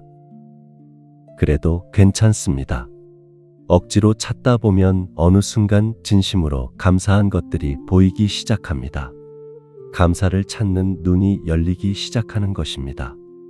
그 눈이 열리면 세상이 달라 보입니다. 걱정과 불안으로 가득해 보이던 세상이 감사의 눈으로 보면 작은 기적들로 가득한 세상으로 보이기 시작합니다. 불자님, 오늘 밤 잠들기 전 단 3가지만 찾아보십시오. 오늘 내가 살아있다는 것, 오늘 숨을 쉬었다는 것, 오늘 이 법문을 들었다는 것. 이 3가지만으로도 충분합니다. 그 감사가 오늘 밤 불자님의 마음을 잡념에서 감사로, 걱정에서 평화로, 불안에서 고요함으로 데려다 줄 것입니다. 감사한 마음으로 잠드는 사람은 감사한 꿈을 꿉니다. 감사한 꿈을 꾸는 사람은 감사한 아침을 맞이합니다. 오늘 밤 감사로 잠드시어 내일 아침 감사로 눈을 뜨시기를 2 손 모아 기원합니다. 잠자리에서 눈을 감고 오늘 하루 감사한 일 3가지를 떠올리며 각각 감사합니다 라고 조용히 말씀해 보십시오. 아무리 작은 것이라도 좋습니다. 그 3번의 감사가 오늘 밤 불자님의 마음에서 잡념을 걷어내고 고요한 잠자리를 만들어 줄 것입니다. 나무아미타불 관세음보살. 불자님, 하루가 끝나는 이 시간에 잠시 멈추어 보십시오. 오늘 하루도 참 많은 일들이 있었을 것입니다. 기쁜 일도 있었고, 힘든 일도 있었고, 속상한 일도 있었고, 감사한 일도 있었을 것입니다. 그 모든 하루를 그냥 덮어두고 잠드는 것이 아니라 오늘 하루를 부처님 앞에 조용히 올려드리고 잠드는 것, 그것이 바로 회향 기도입니다. 회향이란 무엇입니까? 회향은 오늘 내가 쌓은 공덕을 나 혼자 갖지 않고 모든 존재에게 나누어 드리는 것입니다. 오늘 이 법문을 들은 공덕, 오늘 염불한 공덕, 오늘 감사한 마음을 낸 공덕, 오늘 누군가에게 작은 친절을 베푼 공덕을 나 혼자 소유하는 것이 아니라 이 세상 모든 고통받는 존재들에게 나누어 드리는 것입니다. 회향은 가장 숭고한 나눔입니다. 돈을 나누고 물건을 나누는 것도 귀한 보시이지만 공덕을 나누는 것은 그보다 훨씬 더 깊은 차원의 나눔입니다. 왜냐하면 공덕은 나누면 나눌수록 줄어드는 것이 아니라 오히려 더 커지기 때문입니다. 강물을 퍼내도 강물이 줄지 않듯 공덕을 나누어도 공덕은 줄지 않습니다. 오히려 나누는 그 마음 자체가 새로운 공덕이 됩니다. 화엄경 보현행원품에는 이런 가르침이 있습니다.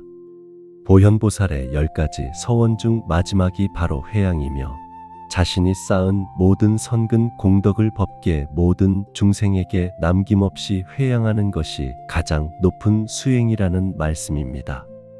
회양은 수행의 완성입니다. 아무리 훌륭한 수행을 해도 그것을 자신만을 위해 쌓아두면 그 공덕은 한계가 있습니다. 하지만 그 공덕을 모든 존재에게 회양하면 그 공덕은 무한히 확장됩니다. 회양하는 마음이 깊어질수록 아집과 이기심이 녹아내립니다. 아집이 녹아내릴 때 잡념도 함께 사라집니다. 잡념의 뿌리는 결국 나에 대한 집착이기 때문입니다.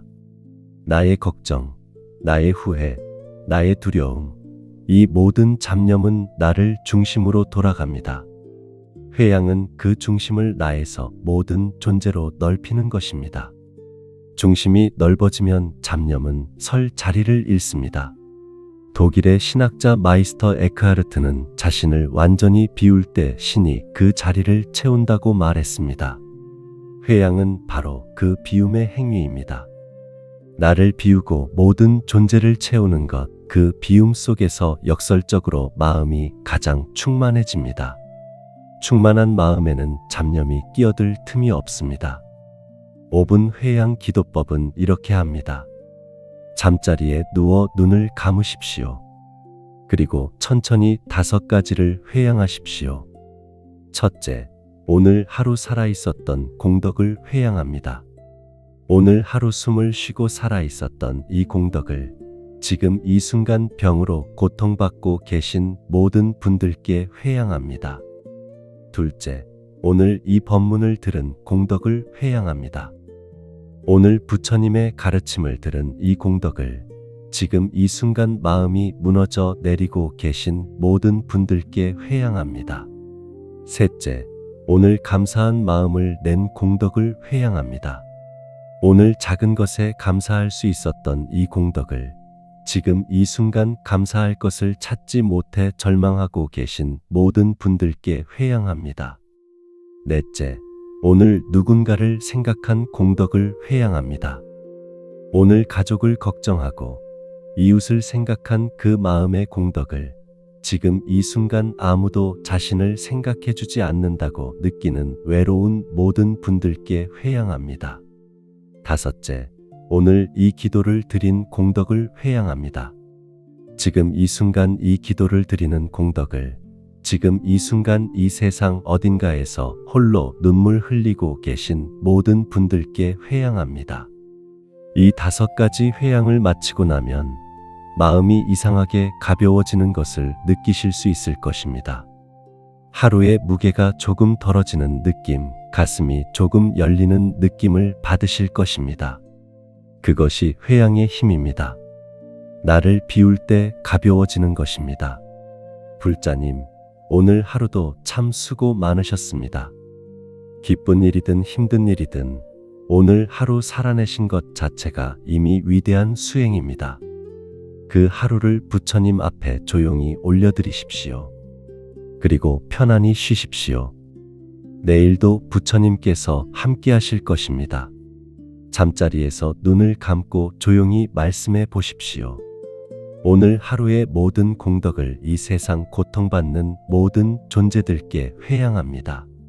그 한 문장이 오늘 밤 불자님의 하루를 아름답게 마무리하고 고요한 잠자리로 이끌어 줄 것입니다. 나무아미타불 관세음보살. 불자님, 특별한 이유도 없는데 밤마다 잠이 오지 않는 날이 있으십니까? 걱정도 딱히 없고 몸도 그다지 아프지 않은데 이상하게 마음이 무겁고 불안하고 뭔가 찜찜한 느낌이 드는 밤이 있으십니까?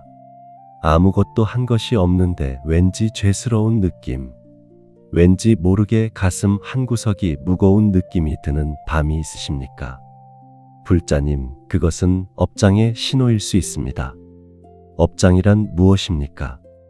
업장은 이번 생과 지난 생에 걸쳐 몸과 말과 마음으로 지은 나쁜 행위들이 쌓여 만들어진 장애입니다. 업장은 눈에 보이지 않습니다. 하지만 그 무게는 분명히 느껴집니다. 이유 없이 무거운 마음, 이유 없이 불안한 느낌, 이유 없이 잠들지 못하는 밤, 이것들이 업장이 보내는 신호일 수 있습니다. 부처님께서는 업장을 그냥 짊어지고 살라고 하지 않으셨습니다. 업장은 참회를 통해 녹일 수 있다고 하셨습니다. 참회는 단순히 잘못을 인정하는 것이 아닙니다. 참회는 지은 업을 부처님 앞에 낱낱이 드러내어 그 무게를 내려놓는 것입니다. 숨겨두면 업장은 더 단단해집니다. 드러내면 업장은 빛 앞에 어둠처럼 녹아내립니다. 천수경에는 이런 가르침이 있습니다. 지심참회, 지극한 마음으로 참회하면 무량겁 동안 쌓아온 업장이라도 한순간에 녹아 없어진다는 말씀입니다. 지극한 마음이 핵심입니다. 형식적인 참회가 아니라 진심에서 우러나오는 참회, 부끄러움을 직면하는 용기 있는 참회, 그 참회가 업장을 녹이는 힘이 됩니다. 고대 로마의 철학자 세네카는 자신의 잘못을 인정하는 것이 가장 용감한 행위라고 말했습니다.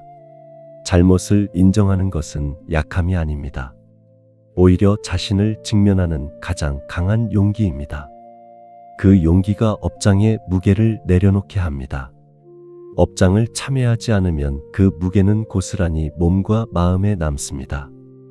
잠을 방해하고 마음을 무겁게 하고 삶의 흐름을 막습니다. 참회는 그 막힌 것을 뚫는 것입니다. 막힌 하수구를 뚫으면 물이 다시 흐르듯 참회로 업장을 녹이면 삶의 흐름이 다시 열립니다. 잠도 다시 찾아옵니다. 참회 기도의 방법은 이렇습니다. 잠자리에 누워 눈을 감으십시오. 그리고 두 손을 가슴 위에 얹으십시오. 그리고 천천히 말씀해 보십시오. 부처님, 저는 이번 생에 몸으로 지은 잘못이 있습니다. 알면서 지은 것도 있고 모르면서 지은 것도 있습니다. 그 모든 잘못을 지금 부처님 앞에 드러냅니다. 부처님, 저는 이번 생에 말로 지은 잘못이 있습니다. 누군가에게 상처 주는 말을 했고 거짓말을 했고 험담을 했습니다. 그 모든 잘못을 지금 부처님 앞에 드러냅니다. 부처님, 저는 이번 생에 마음으로 지은 잘못이 있습니다. 누군가를 미워했고 시기했고 원망했습니다. 그 모든 잘못을 지금 부처님 앞에 드러냅니다. 이 몸과 말과 마음으로 지은 모든 업장을 지금 이 순간 부처님 자비 앞에 내려놓겠습니다. 다시는 그런 잘못을 짓지 않도록 정진하겠습니다. 부처님, 이 참회를 받아주십시오. 이렇게 참회 기도를 마친 뒤 잠시 가슴에 손을 얹고 그 느낌을 느껴보십시오. 아주 미세하게나마 가슴이 조금 가벼워지는 느낌이 드실 것입니다. 그것이 업장이 조금씩 녹아내리기 시작하는 신호입니다. 처음에는 그 느낌이 아주 작을 수 있습니다. 하지만 매일 밤 이 참회 기도를 이어가다 보면 어느 날 밤 문득 가슴이 한결 가벼워진 것을 느끼실 것입니다. 오랫동안 무거웠던 그 짐이 조금씩 덜어지는 것을 느끼실 것입니다. 불자님, 참회는 과거를 지우는 것이 아닙니다. 과거는 지울 수 없습니다. 참회는 과거의 업이 현재와 미래를 계속 짓누르지 못하도록 그 힘을 녹이는 것입니다. 지나간 일은 지나간 것으로 두고 지금 이 순간부터 새롭게 시작하는 것입니다. 부처님께서는 참회하는 자에게 언제나 새로운 시작을 허락하십니다. 아무리 무거운 업장도 지극한 참회 앞에서는 녹아내립니다. 오늘 밤 불자님의 진심 어린 참회가 오랜 업장의 무게를 조금 덜어줄 것입니다. 가벼워진 마음으로 오늘 밤 편안히 잠드시기를 두 손 모아 기원합니다. 잠자리에서 가슴 위에 두 손을 얹고 조용히 말씀해 보십시오. 부처님, 제가 몸과 말과 마음으로 지은 모든 잘못을 참회합니다. 지금 이 순간부터 새롭게 시작하겠습니다. 그 두 문장이 오늘 밤 불자님의 업장을 조금씩 녹여주고 고요한 잠자리로 이끌어 줄 것입니다. 나무아미타불 관세음보살. 불자님, 잠을 자는 것이 수행이 될 수 있다는 말씀을 들어보신 적이 있으십니까? 많은 분들이 수행은 깨어 있을 때 하는 것이라고 생각하십니다. 절을 하고, 염불을 하고, 경전을 읽고, 명상을 하는 것이 수행이라고 생각하십니다. 물론 그것도 수행입니다. 하지만 부처님께서는 잠을 자는 것도 수행이 될 수 있다고 하셨습니다. 어떻게 잠을 자느냐, 어떤 마음으로 잠자리에 드느냐에 따라 잠도 수행이 될 수 있다고 하셨습니다. 잠을 단순히 피로를 푸는 것으로만 보지 말고 오늘 하루를 마무리하고 내일을 새롭게 준비하는 거룩한 시간으로 보라고 하셨습니다. 더 나아가 이 잠을 부처님께 공양 올리는 마음으로 자는 것, 그것이 가장 깊은 수행이라고 하셨습니다. 공양이란 무엇입니까? 공양은 부처님께 정성스럽게 무언가를 올리는 것입니다. 꽃을 올리고, 향을 올리고, 음식을 올리는 것이 공양입니다. 그런데 수면을 공양 올린다는 것은 무슨 뜻일까요? 그것은 오늘 하루를 살아낸 이 몸과 마음을 부처님께 감사히 올려드리고 부처님의 자비로운 품 안에서 쉬는 것입니다. 내 의지로 잠드는 것이 아니라 부처님께서 재워주시는 것이라는 마음으로 잠자리에 드는 것입니다. 자바함경에는 이런 말씀이 있습니다. 수행자가 잠자리에 들 때 바른 마음으로 눕고 바른 마음으로 깨어나는 것이 수행의 연장이라는 가르침입니다. 자는 동안에도 수행은 이어집니다. 낮에 심은 수행의 씨앗은 잠을 자는 동안 뿌리를 내리고 자랍니다. 낮에 들은 법문의 공덕은 잠을 자는 동안 마음 깊은 곳에 스며듭니다. 그러므로 좋은 마음으로 잠드는 것이 중요합니다. 걱정과 잡념으로 잠드느냐, 감사와 회양의 마음으로 잠드느냐에 따라 잠의 질이 달라지고 다음 날 아침에 마음이 달라집니다. 프랑스의 철학자 몽테뉴는 잘 자는 것이 잘 사는 것의 절반이라고 말했습니다. 잠은 단순한 휴식이 아닙니다. 잠은 삶의 절반입니다. 그 절반을 어떻게 보내느냐가 나머지 절반인 깨어있는 삶의 질을 결정합니다. 부처님께 공양 올리는 마음으로 자는 잠은 단순한 피로 회복이 아닙니다. 그것은 내일을 위한 깊은 충전이고 삶 전체를 위한 거룩한 쉼입니다. 불자님, 수면을 부처님께 공양 올리는 방법은 이렇습니다. 잠자리에 누워 눈을 감으십시오. 그리고 마음속으로 이렇게 말씀해 보십시오. 부처님, 오늘 하루도 이 몸이 살아 숨쉬며 하루를 살아낼 수 있었음에 감사드립니다. 이제 이 몸과 마음을 부처님께 올려드립니다. 오늘 밤 부처님의 자비로운 품 안에서 쉬겠습니다. 내일 아침 다시 깨어날 수 있도록 이 잠을 지켜주십시오.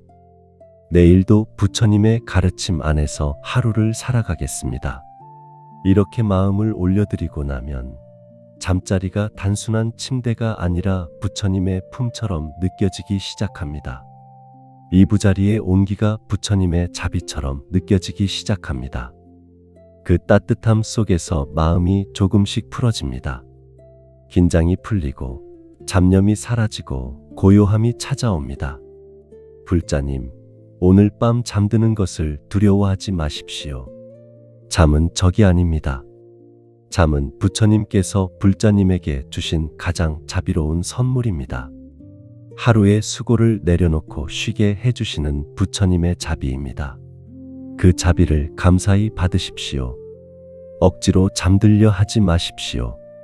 그저 부처님의 품 안으로 들어가듯 이부자리의 따뜻함 속으로 조용히 들어가십시오. 부처님께서 오늘 밤 내내 불자님 곁에서 지켜주실 것입니다.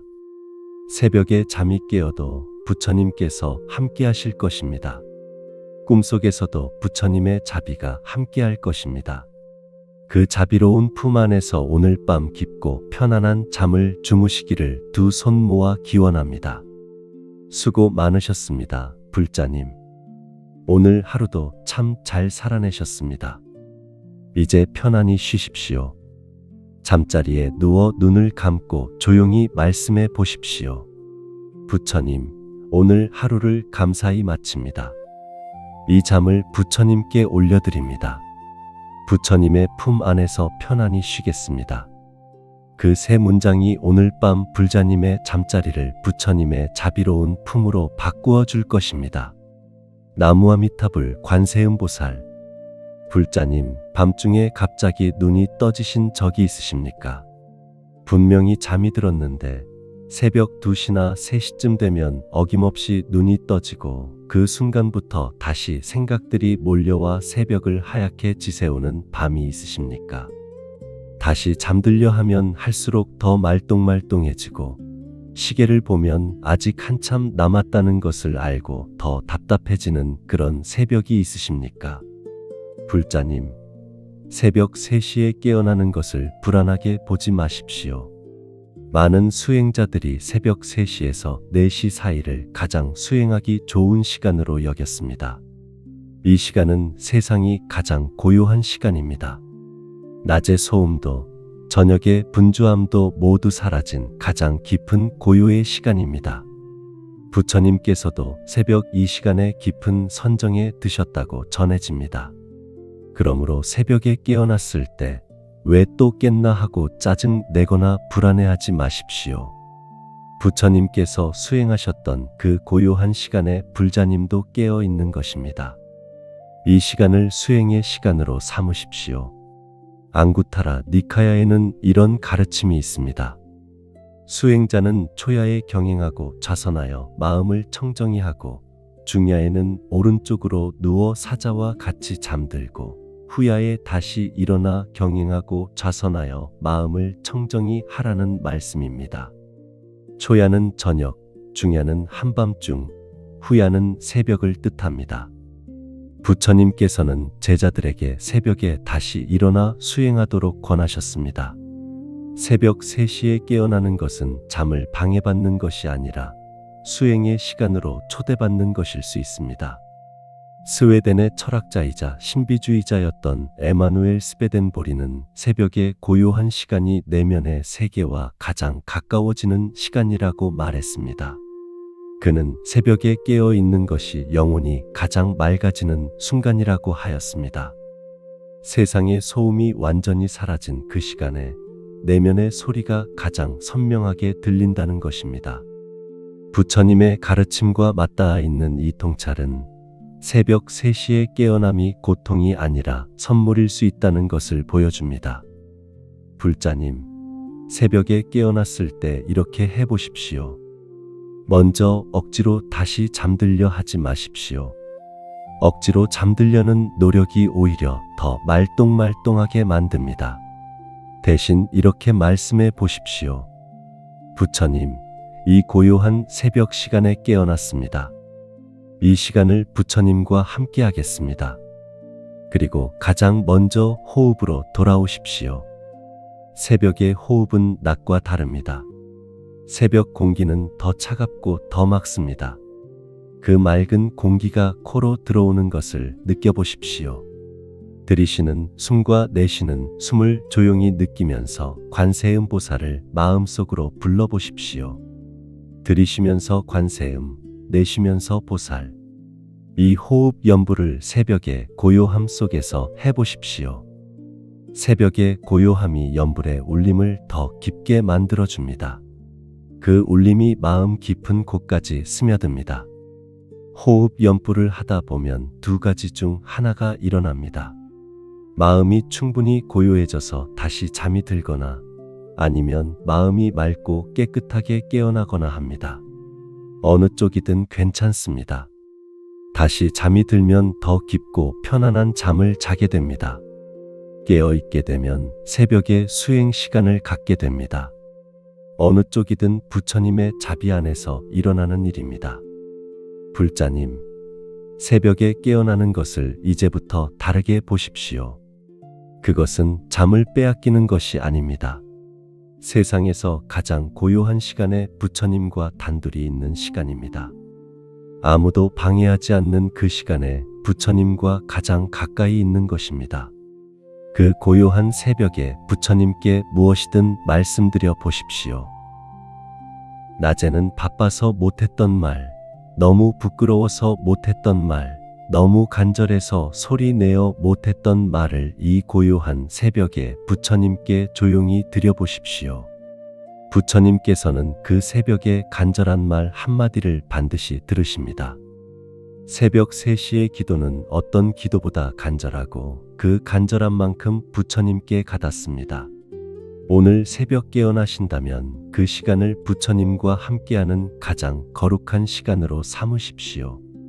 그 거룩한 새벽이 쌓이고 쌓여 불자님의 삶 전체를 조금씩 바꾸어 나갈 것입니다. 새벽에 깨어나면 억지로 잠들려 하지 말고 눈을 감은 채 들이쉬면서 관세음, 내쉬면서 보살을 조용히 마음속으로 불러보십시오. 그 호흡 연불이 새벽의 고요함 속에서 불자님의 마음을 부처님께로 데려다 줄 것입니다. 나무아미타불 관세음보살, 불자님, 여기까지 함께해 주셨습니다. 긴 여정이었습니다. 잠들지 못하는 밤의 고통에서 시작하여 잡념의 정체를 들여다보고 호흡으로 마음을 닷처럼 내리고 집착을 내려놓고 과거의 후회와 미래의 걱정을 부처님께 맡기고 연불로 마음을 씻고 자비명상으로 분노를 녹이고 용서 기도로 응어리를 풀고 감사 수행으로 잡념을 지우고 참회 기도로 업장을 녹이고 수면을 부처님께 공양 올리고 새벽 3시에 깨어남을 수행으로 삼는 것까지 긴 여정을 함께 걸어오셨습니다. 불자님, 이 모든 것이 하루아침에 이루어지지는 않습니다. 오늘 밤 이 법문을 들었다고 해서 내일 당장 모든 잡념이 사라지고 깊은 잠을 자게 되지는 않을 수 있습니다. 수행은 하루에 완성되는 것이 아닙니다. 매일 밤 한 걸음씩 나아가는 것입니다. 부처님께서는 수행을 물방울이 바위를 뚫는 것에 비유하셨습니다. 물방울 하나는 바위를 뚫지 못합니다. 하지만 같은 자리에 매일 떨어지는 물방울은 마침내 단단한 바위를 뚫습니다.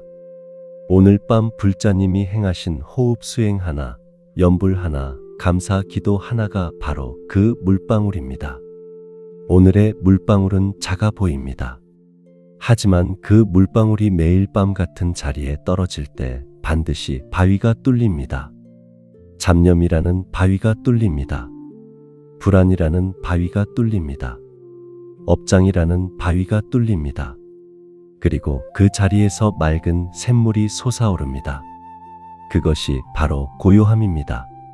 법화경에는 이런 가르침이 있습니다. 작은 선행도 쌓이면 반드시 큰 공덕이 되고 작은 수행도 이어지면 반드시 깨달음의 씨앗이 된다는 말씀입니다. 오늘 밤 이 법문을 들으신 것, 호흡에 집중하려 하신 것, 연불을 하신 것, 감사를 찾으신 것, 참회 기도를 드리신 것, 이 모든 것이 깨달음의 씨앗입니다. 그 씨앗은 반드시 자랍니다. 불자님이 모르는 사이에도 자랍니다. 잠을 자는 동안에도 자랍니다. 일상을 살아가는 동안에도 자랍니다. 심어진 씨앗은 반드시 꽃을 피웁니다. 독일의 시인 라이너 마리아 릴케는 모든 것은 서두르지 않아도 된다. 씨앗은 땅 속에서 자신만의 시간으로 자란다고 말했습니다. 불자님의 수행도 불자님만의 시간으로 자라고 있습니다. 조급해하지 마십시오. 오늘 밤 조금 잘 못 자도 괜찮습니다. 내일 밤 또 잡념이 와도 괜찮습니다. 그때마다 다시 호흡으로 돌아오고 다시 연불로 돌아오고 다시 부처님께 맡기면 됩니다. 돌아올 줄 아는 것, 그것이 수행입니다. 한번 쓰러져도 다시 일어나는 것, 그것이 불자의 길입니다. 불자님, 고요한 밤 하나가 쌓입니다. 또 고요한 밤 하나가 쌓입니다. 그렇게 고요한 밤들이 쌓이면 어느 날 아침 불자님은 문득 깨닫게 될 것입니다. 예전에는 밤마다 잡념에 시달렸는데 이제는 조금 달라졌구나. 예전에는 걱정이 나를 끌고 다녔는데 이제는 내가 걱정을 바라볼 수 있게 되었구나. 예전에는 분노가 나를 태웠는데 이제는 그 분노를 강처럼 흘려보낼 수 있게 되었구나. 그 변화는 거창하지 않습니다. 조용하고 작은 변화입니다. 하지만 그 작은 변화가 삶 전체를 바꿉니다. 고요한 밤이 쌓여 고요한 아침이 되고, 고요한 아침이 쌓여 고요한 하루가 되고, 고요한 하루가 쌓여 고요한 삶이 됩니다. 그 고요한 삶이 바로 부처님께서 가르쳐 주신 길입니다.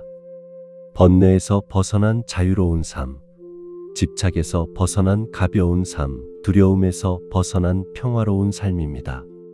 불자님은 이미 그 길 위에 서 계십니다.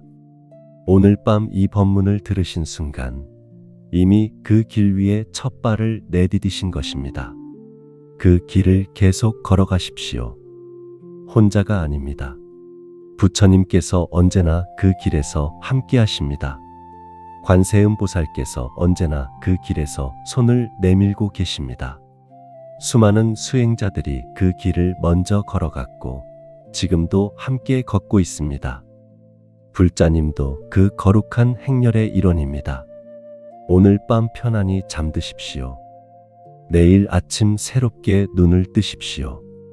그리고 내일 밤 다시 이 자리로 돌아오십시오.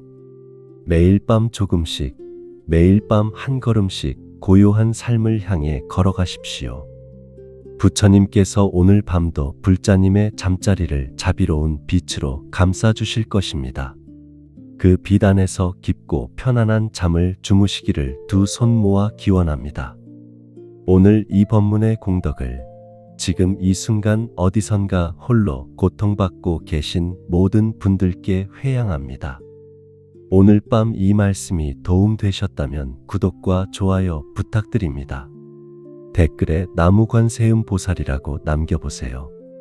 그 공덕이 오늘 밤 불자님의 잠자리를 더욱 고요하게 만들어 줄 것입니다. 오늘 밤 잠 못 드시는 불자님, 댓글에 지금 내 마음이 고요해지기를 바랍니다 라고 남겨보십시오. 그 한 줄의 발언이 씨앗이 되어 반드시 꽃을 피울 것입니다.